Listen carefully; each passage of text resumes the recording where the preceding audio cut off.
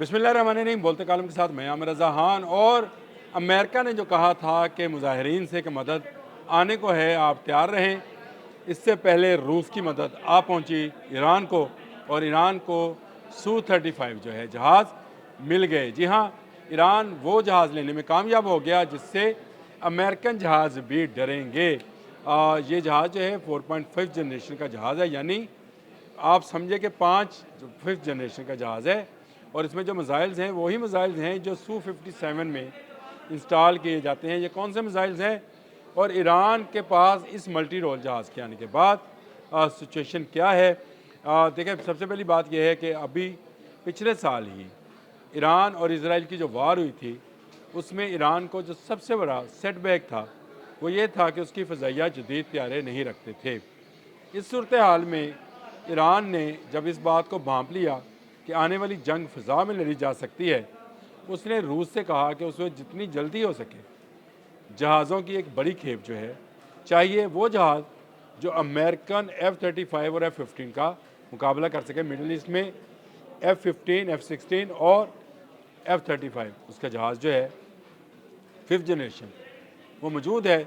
Russian माहिरीन ने ऐसी सूरत हाल में Su-35 को एक मुतबादल जहाज़ के तौर पर देने का कहा, और फौरी तौर पर एक मुआहिदा जो है ईरान और रूस के मबैन हो गया।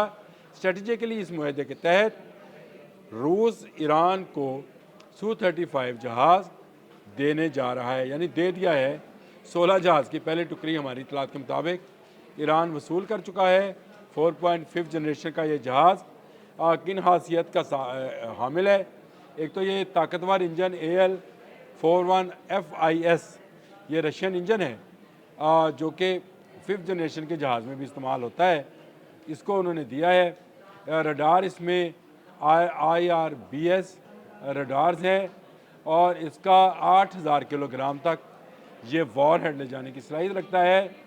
इसका अंदरून विजुअल रेंज यानी कम विजुअल रेंज जो 150 किलोमीटर तक है, उसके लिए अल्फ़ा 73 मिसाइल इसमें नस्ब है। फिर बियॉन्ड विजन रेंज यानी BVR मिसाइल जो है वो 77M है, और इसकी रेंज जो है 300 किलोमीटर तक है। और बहुत तवील रेंज जो कि 400-450 किलोमीटर तक है, उसके लिए R-37M मिसाइल जो है वो इसमें नस्ब किया जा सकता है, और ये बॉम्ब ले जाने की भी सलाहियत रखता है। मल्टी रोल होने की वजह से ये समंदर पर और ज़मीनी अहदाफ पर और फ़ज़ा में मुकम्मल अजारादारी का नाम है, यानी जो इसराइल या कतर की बेस से उड़ने वाले जहाज़ थे, उनको सिर्फ एक बात का गारंटी थी कि ईरान के पास इस उनकी नवीयत के जदीद जहाज़ मौजूद नहीं है। लेकिन अब ये बर्तरी जो है इस जहाज़ के आने के बाद ख़त्म हो गई, और ईरान का दिफा जो है पहले से ज़्यादा मजबूत हो गया है। Su-35 जदीद जहाज़ है। इससे पहले रूस ये नहीं दिया, किसी ने रूस ने नहीं दिया। भारत को Su-30 दिया था। Su-35 उसका उससे लेटेस्ट वर्जन है, 4.5 जनरेशन का जहाज़ है। यूँ समझे जैसे J-10C है, जो हमारा JF-17 है थंडर, उसको समझे कि वो है, या ये समझे कि राफेल के लेवल का जहाज़ है। तो ये जहाज़ मिलने के बाद ईरानी एयरफोर्स जो है वो बहुत हद तक मजबूत हो गई है। अभी 16 जहाज़ हैं, लेकिन रूस इस पर तेज़ी से काम कर रहा है।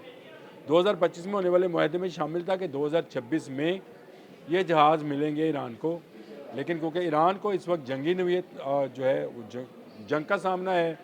अमेरिका धमकी दे रहा है, इसराइल धमकी दे रहा है, यूरोपियन ममालिक उसके ख़िलाफ़ हैं, उसके अपने अंदर के लोग जो हैं मुजाहरे कर रहे हैं। तो ईरान को फ़ौरी तौर पर 16 जहाज़ जो हैं वो मिल रहे हैं, और इसके बाद मज़ीद जहाज़ भी ईरान को मिलेंगे। और रूस के वज़ारत ख़ारजा जो है उसकी तर्जमान का बयान मैंने इससे पहले एक वीलॉग में बताया भी है कि उन्होंने ये कहा कि